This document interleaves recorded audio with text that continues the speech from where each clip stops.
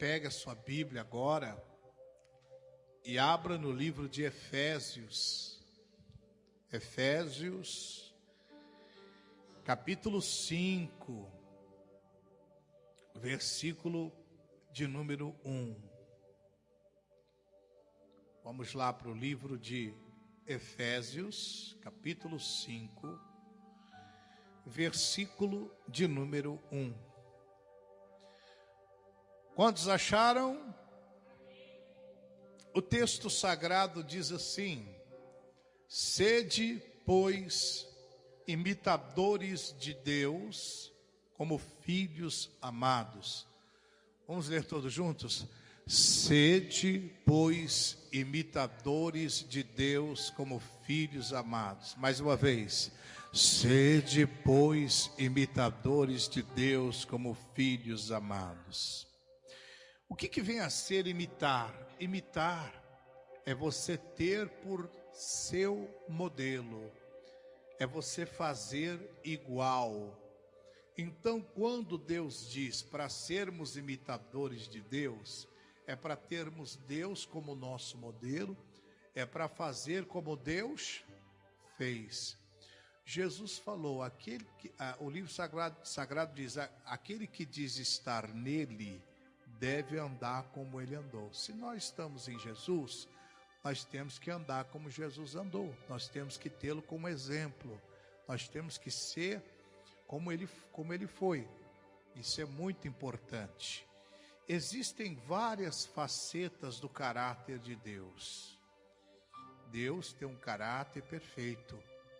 E dentre essas facetas, uma delas a ser imitada é o trabalho. O nosso Deus, Ele é um Deus que trabalha. Ele é um Deus que trabalha e não para de trabalhar. Por exemplo, enquanto eu estou pregando aqui agora, Deus está trabalhando. Deus está trabalhando, trazendo paz no coração de alguns, curando alguns de algumas enfermidades. Deus está trabalhando. Deus, Ele é um Deus que trabalha. E é sobre essa faceta do caráter de Deus que eu quero falar nessa manhã. O nosso Deus é um Deus que trabalha. E se Deus trabalha, nós também devemos trabalhar. Mas eu quero relacionar esse trabalho, não é ao trabalho secular que você faz, que você pratica, que está relacionado à sua vida profissional. Mas o trabalho espiritual, de orarmos, de nos consagrarmos a Deus e principalmente pela nossa casa, pela nossa família. Olha o que diz o profeta Isaías no capítulo 64 de Isaías, versículo de número 4. Isaías capítulo 64, versículo de número 4.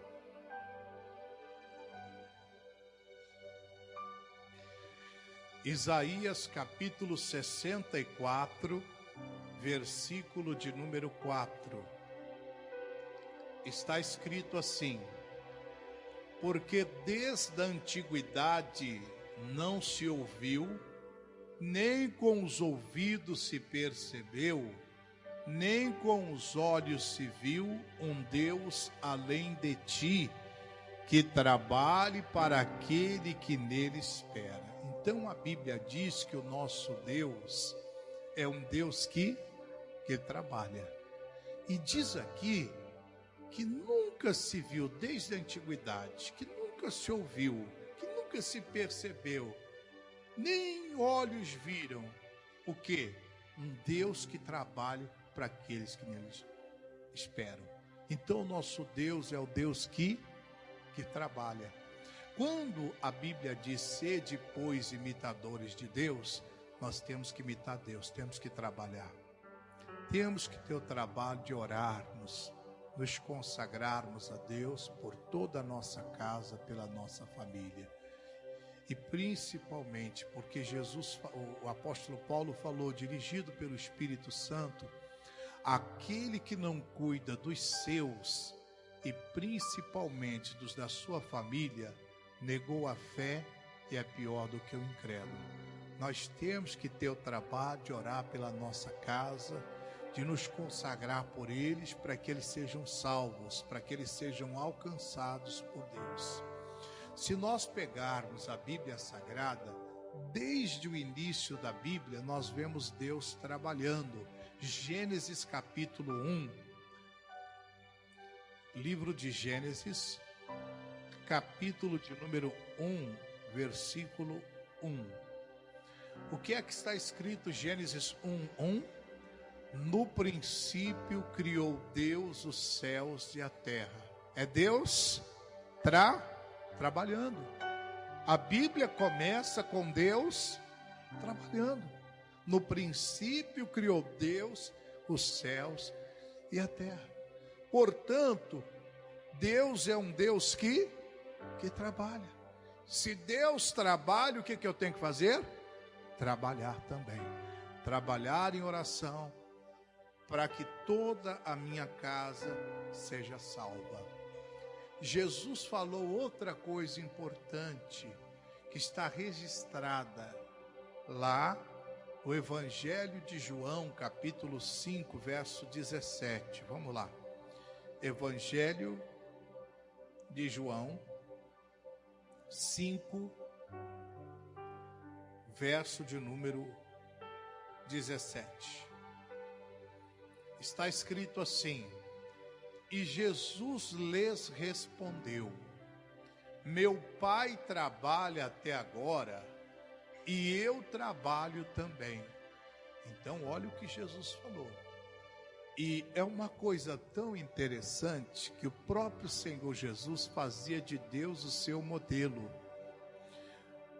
Ele imitava a Deus. Ele disse: o meu Pai trabalha até agora, e eu também. E eu também trabalho.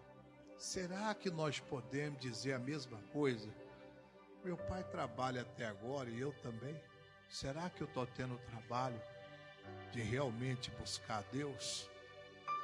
O apóstolo Paulo, ele fala sobre isso em Gálatas 4:19, quando ele diz: filhinhos, por quem de novo eu sinto dores de parto, até que Cristo seja formado em vós.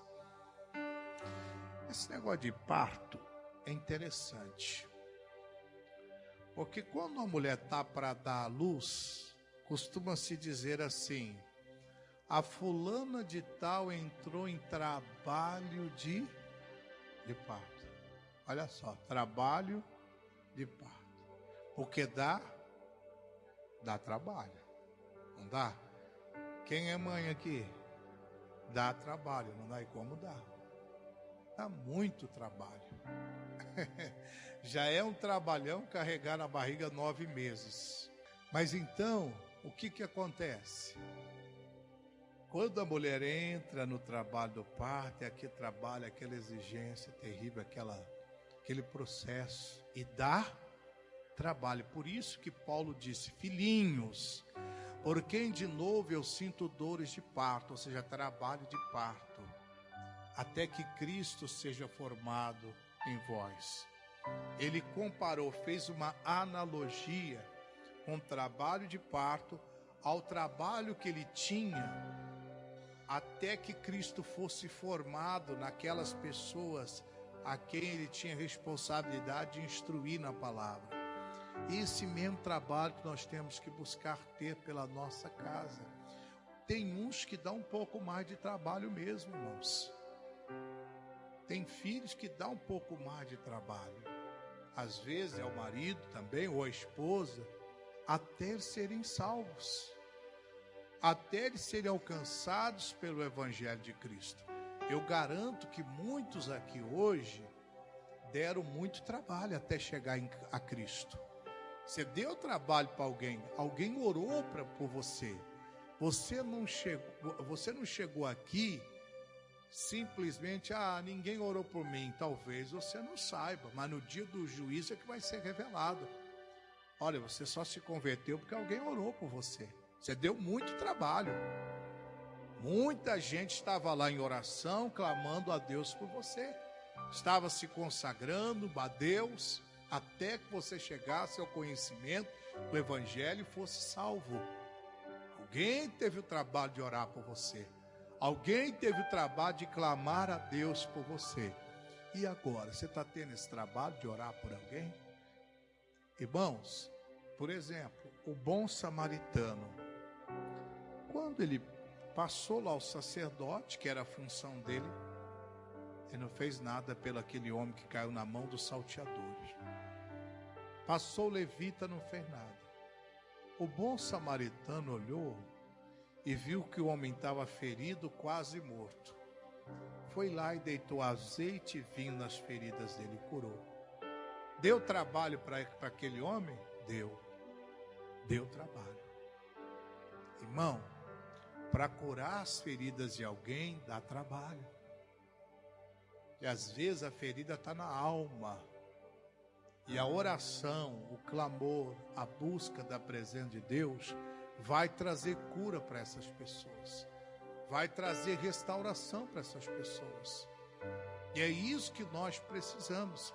Nós temos que olhar esse lado da faceta do caráter de Deus e temos que imitá-lo. Vamos lá agora para o livro de 1 Crônicas, capítulo 28. Primeiro livro de Crônicas, capítulo 28, versículo 10. 1 Crônicas 28, 10. Está escrito assim: olha, pois, agora, porque o Senhor te escolheu para edificares uma casa para o santuário. Esforça-te e faze a obra. Isso aqui era algo que Davi estava falando para o seu filho Salomão.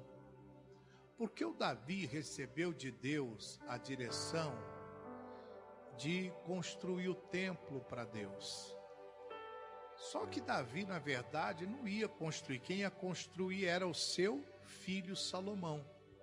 Então Davi estava com a planta do templo em mãos, projeto, tudo. Ele sabia que não ia construir, que essa função ficaria para o seu filho Salomão.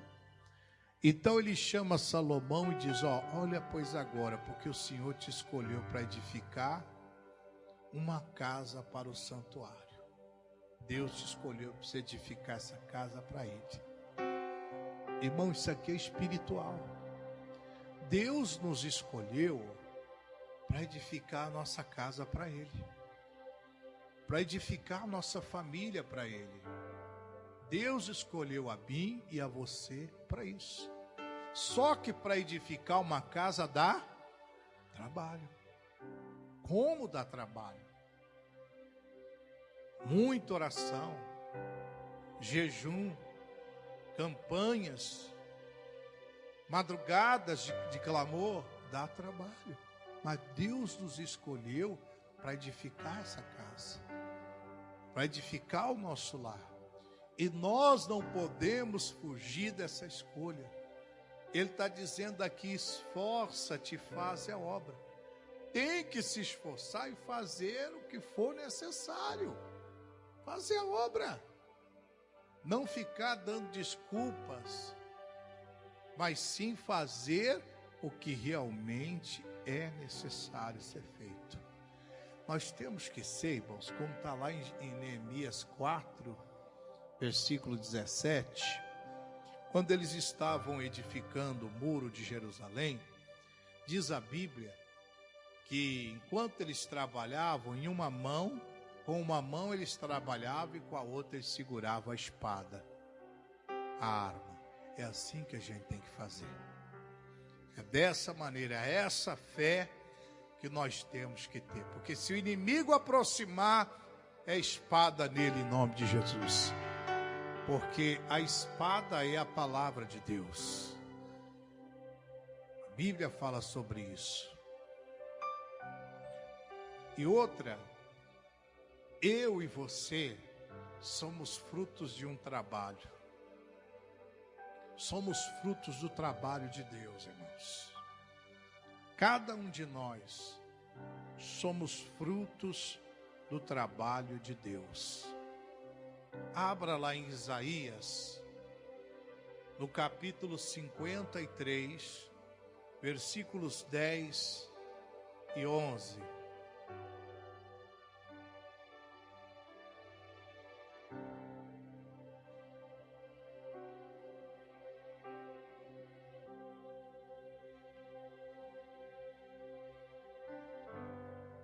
Isaías 53, versos 10 e 11. Eu vou ler na tradução revista e atualizada, que está escrito assim: Todavia, ao Senhor agradou moê-lo, fazendo enfermar. Quando der ele a sua alma como oferta pelo pecado, verá a sua posteridade e prolongará os seus dias, e a vontade do Senhor prosperará nas suas mãos. Aqui o profeta Isaías, ele está falando do Senhor Jesus. Antes mesmo de Jesus vir ao mundo, o profeta Isaías já havia profetizado sobre ele. Tanto é que depois, se você ler lá no mesmo capítulo 53, o versículo 1 em diante, é o quadro ali da crucificação. E aí ele fala: todavia o Senhor agradou em moê-lo, fazendo enfermar. É verdade.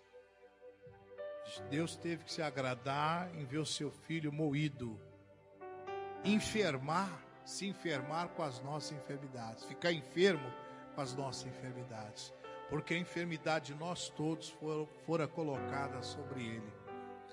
E no versículo 11 diz assim: e verá o fruto do penoso trabalho de sua alma e ficará satisfeito. O meu servo, o justo, com o seu conhecimento, justificará a muitos, porque as iniquidades deles levará sobre si. Olha aqui que a Bíblia está falando. Ele verá o fruto do penoso trabalho da sua alma e ficará satisfeito. Nós somos frutos do trabalho penoso de Deus. Como assim? Irmão, foi um trabalho penoso para Jesus. Ele deixou sua glória, ele deixou seu esplendor, tornou-se homem como nós, porém sem pecado. Foi condenado como um criminoso que crime nenhum praticou. Foi chicoteado, castigado, coroado com uma coroa de espinhos. Logo em seguida foi pregado no madeiro. Suas mãos, seus pés, cravado numa cruz. Olha o trabalho penoso dele. Esse foi o trabalho penoso de Deus. A Bíblia diz que em dado momento Jesus, então, ele olha para o céu e diz: Deus meu, por que me desamparastes? Não é que Deus tenha desamparado Jesus. Duas coisas há de ser dita aqui nesse ponto. Primeiro, que caiu sobre Jesus a iniquidade de nós todos, o pecado de nós todos. E o pecado separa o homem de Deus. Jesus se separou de Deus naquele momento por causa do nosso pecado. Segundo lugar, Deus não suportou olhar o seu filho totalmente desfigurado. Não suportou olhar pela condição que ele se encontrava. Veja o trabalho penoso de Jesus. Isso foi por mim, isso foi por você, foi por todos nós. Ele não mediu esforços, ele pagou com a sua própria vida. E aqui tem algo que nos chama muito a atenção quando ele diz: ele verá o fruto do penoso trabalho da sua alma e ficará satisfeito. Hoje, quando nós assumimos a obra do Calvário, cremos em Jesus e somos transformados, Jesus fica satisfeito. Por quê? Porque é como se ele dissesse: valeu a pena o meu trabalho, valeu a pena eu ter morrido na cruz, valeu a pena eu ter derramado até a minha última gota de sangue por todos. Eu e você somos frutos do trabalho penoso de Deus. Diga assim seja. Por isso que a Bíblia diz: sede, pois, imitadores de Deus, como filhos amados.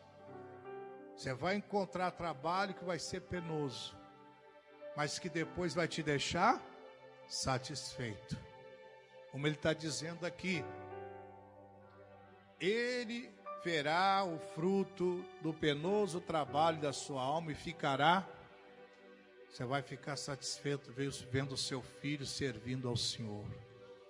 Você vai ficar satisfeito vendo o seu cônjuge salvo servindo a Deus. Mas antes que isso aconteça, às vezes tem que passar por um trabalho penoso. Para a criança nascer, a mãe tem que passar pelo trabalho de parto. Senão a criança não nasce. É o trabalho de parto. É esse trabalho que muitas vezes nós não estamos tendo ou não queremos ter. Conforme eu disse anteriormente, tem alguns que dá mais trabalho. Por exemplo, quem é que tem mais de um filho aqui? Em alguns casos, tem uns que deu mais trabalho para nascer. Não foi? Tem uns que dão um pouco mais trabalho do que outros. Mas agora que você olha para o seu filho, crescido, com responsabilidade, você fica satisfeito, não fica? Você diz: valeu a pena. Espiritualmente é a mesma coisa. É dessa forma. Quer dizer, às vezes as pessoas olham para o seu filho e diz: olha que menina bonita, que rapaz simpático, mas não sabe o trabalho que deu. Não sabe. É que nem aquele ditado: as pessoas só olham o seu momento, mas não vê o trabalho que você teve para chegar onde você chegou, para ter o que você teve, para conquistar o que você conquistou. Ela olha só o teu momento. Ah, fulano está por cima da carne seca, está no filé, está de boa, mas não sabe o trabalho que deu para chegar onde ele chegou. Não sabe. Porém, nós sabemos. E por isso, quando nós olhamos, nós ficamos o quê? Satisfeito. Satisfeito. Por isso tem que ter trabalho. O meu pai trabalha até agora e eu também, disse Jesus. E você, meu amado? E você, meu querido? Tem que trabalhar, orar, se consagrar para Deus operar, para Deus se manifestar. Em nome do Senhor Jesus. Deus te escolheu para esse trabalho. Não seja uma pessoa preguiçosa. Não, eu não sou preguiçoso, não. Eu tenho disposição para trabalhar. Eu chego em casa, mestre Camilo, eu limpo toda a minha casa, eu faço faxina, eu ainda trabalho fora, hein? Mas não é esse trabalho, não. E o trabalho da oração, da consagração? Ah, isso aí eu estou devendo. Pois é, se você está devendo, então paga. Isso aí eu estou em falta. Pois é. Às vezes, você até em excesso trabalha. Quando chega em casa, vai fazer o lado espiritual, está cansado. Quando é para vir à igreja, está cansado. Por quê? Porque você se esforçou demasiadamente numa coisa. Tudo na vida tem que ter equilíbrio. Vamos abrir a Bíblia agora em Provérbios, capítulo 6, versículo de número 6. Meia dúzia de provérbios.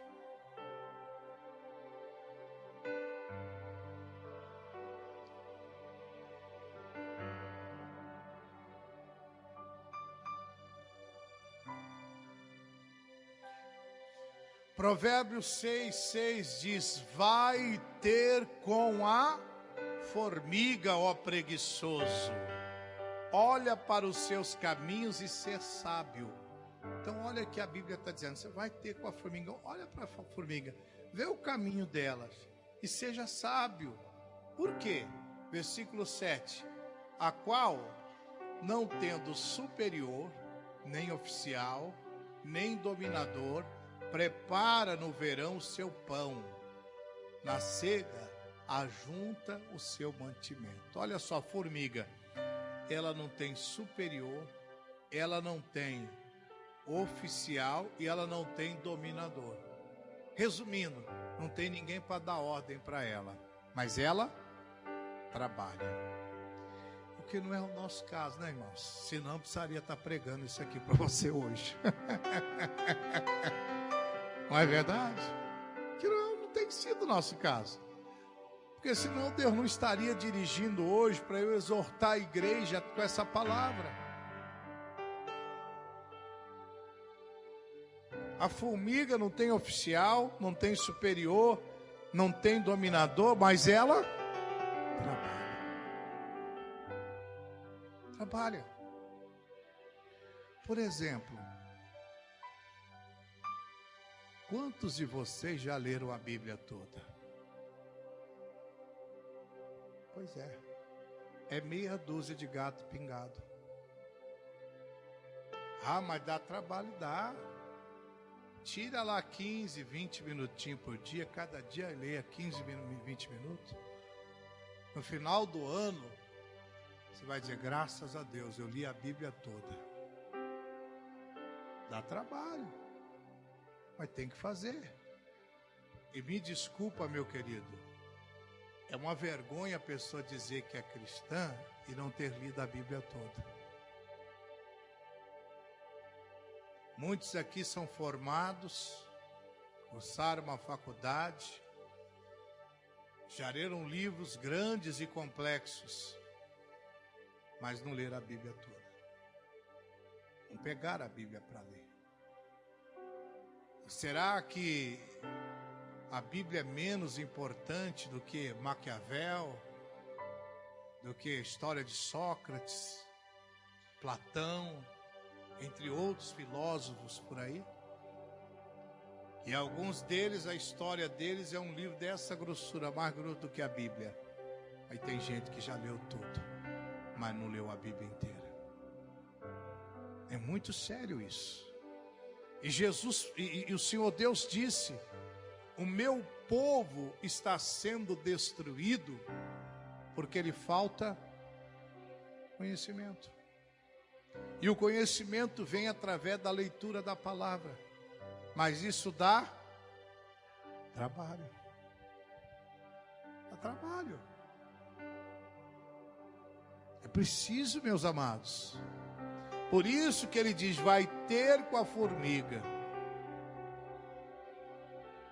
a qual ela não tem superior, não tem oficial, nem dominador, mas trabalha. Versículo 9: ó preguiçoso, até quando ficarás deitado? Quando te levantarás do teu sono? Até quando? Até quando vai ficar deitado? Até quando vai se levantar do teu sono? Até quando?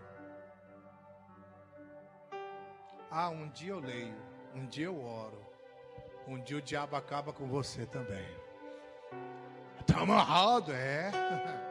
Você fica num dia, um dia isso, um dia aquilo, um dia o maligno vem e te pega na curva.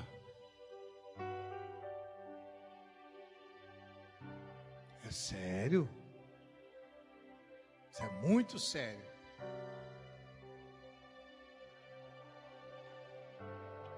Essa semana agora, foi, se não me falha a memória, terça-feira, eu vim para gravar alguns programas de televisão. Mas dentro do meu coração, Deus já tinha falado: hoje você vai ler a Bíblia. Você vai ler a Bíblia. Mas eu já marquei para gravar, não deu certo a gravação. Deu um problema na mesa de som e não deu certo. Deus falou: estou te falando, você vai ler a Bíblia. Foi 3 horas de leitura só da palavra. Porque Deus estava querendo falar alguma coisa comigo que eu não estava entendendo. E Deus fala quando você lê a palavra dele. Mas a gente não quer ter o trabalho de ler. E não quer ter o trabalho. Quando você lê a Bíblia, até o seu vocabulário muda. Eu não estou dizendo, preste atenção, vocabulário no sentido, não é de falar lindas palavras, não. É o vocabulário cristão. Você começa a falar como um crente de verdade. Você vai perdendo aquela gíria mundana e vai tendo vocabulário cristão. A leitura bíblica faz a gente mudar até as palavras para conversar com as pessoas. Ela vai nos educando e nos transformando. É muito importante. E não é porque talvez você já tenha lido a Bíblia que você não vai ler novamente. Quantas vezes for necessário, leia, leia, leia e leia. Dá trabalho? Dá, mas tem que ser lida.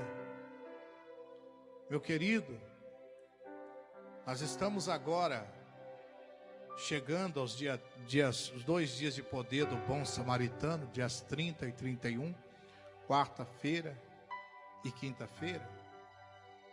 Nós temos que aproveitar esses dias e vir orar, e vir buscar a Deus por aqueles da nossa família que estão feridos, estão talvez até desenganados pela medicina. Dá trabalho, dá, mas tem que vir orar, buscar a Deus.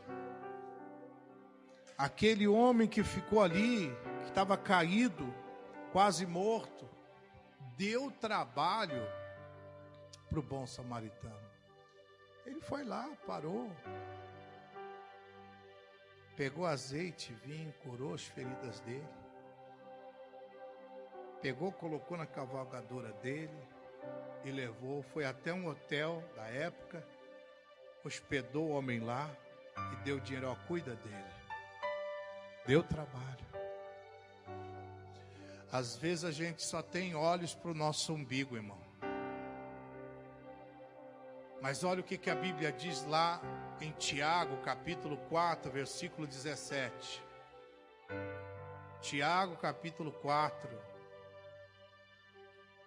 versículo 17.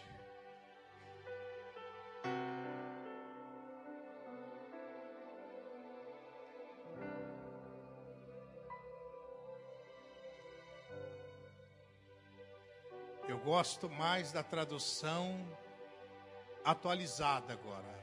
Eu vou ler para você como está na atualizada, diz assim, ó: portanto, aquele que sabe que deve fazer o bem e não faz, nisso está pecando. Portanto, aquele que sabe que deve fazer, ele sabe que deve fazer o bem, mas não faz, nisso está pecando. Irmão, aquele sacerdote da parábola do bom samaritano, ele sabia que ele tinha que ajudar aquela pessoa, mas não ajudou. O levita, a mesma coisa, passou, sabia que tinha que ajudar, mas não ajudou. Ao bom samaritano, sabia que tinha que ajudar e ajudou. Você sabe que tem que orar pela sua família, mas não ora. Sabe que tem que fazer as campanhas de oração, mas não faz. Por isso, esses dias é importante você estar na igreja, buscando a Deus.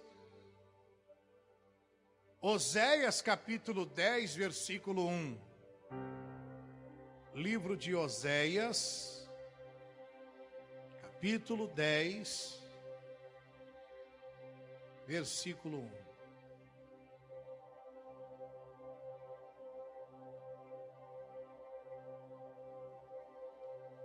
Acharam aí, meus irmãos? Israel é uma vide frondosa. Dá fruto para quem? Para si mesmo. Olha só. Israel teve uma fase que só se preocupava com ela mesma. Israel dava fruto, mas dava fruto para si mesmo, né? Tem gente que só se preocupa consigo mesmo, se preocupa com mais ninguém. Isso é terrível. E olha o que diz lá em primeiro livro de Samuel, capítulo 12, versículo 23.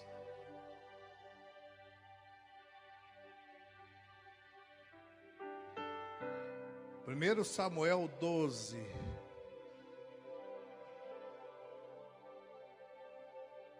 versículo 23.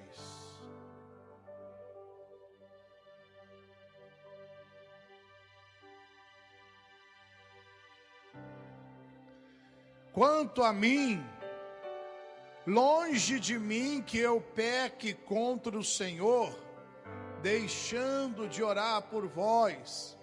Antes vos ensine o caminho bom e direito. Olha que interessante. Quanto a mim, longe de mim, que eu peque contra o Senhor, deixando de orar por vós. Deixando de orar pelo seu filho. Deixando de orar pelo seu marido. Deixando de orar pelos perdidos. Longe de mim que eu peque contra Deus, deixando de ter esse trabalho de orar. Porque eu percebo que as pessoas querem apenas serem servidas. Elas não querem servir. Elas estão apenas preocupadas com as suas necessidades. Mas há muita gente precisando. Jesus falou lá em Mateus, vamos lá para encerrarmos, Mateus 20.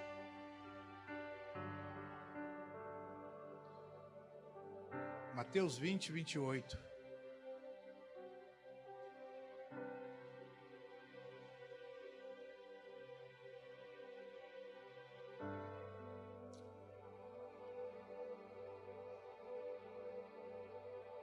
Está escrito assim, Mateus capítulo 20, verso 28. Bem como o Filho do Homem não veio para ser servido, mas para servir e para dar a sua vida em resgate de muitos. Olha só, Jesus não veio para ser servido, ele tinha direito, porque ele era Deus.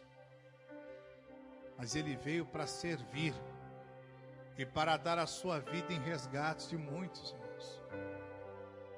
Então você, orando pela sua família, você está servindo. Buscando a Deus por quem está ferido, você está servindo. Que não chega nem aos pés do que Jesus fez. Que deu a sua vida por cada um de nós. Que morreu na cruz. Então nesses dias 30 e 31, quarta e sexta-feira, quarta 9 da manhã, 3 da tarde, 7 da noite. Na sexta-feira, apenas 9 da manhã, o feriado de Corpus Christi. Vem interceder pelos feridos. Vem interceder para aquelas pessoas que estão feridas, especialmente da sua casa, da sua família. Vem clamar a Deus, vem orar, vem buscar. Ou você vai fazer igual fez o levita, ou você vai fazer igual fez o sacerdote. Viu que tinha que fazer, mas não fez. Passou direto.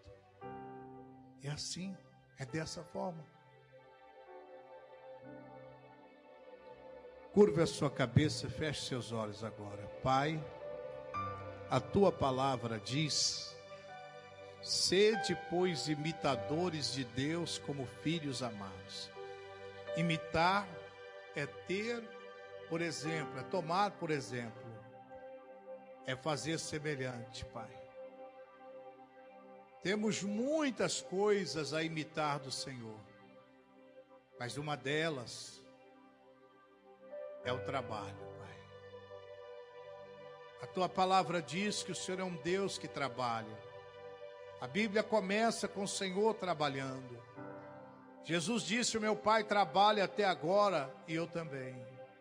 Salomão recebe a missão do Pai de trabalhar para construir um templo para o Senhor como santuário. Nós somos frutos do penoso trabalho de Deus.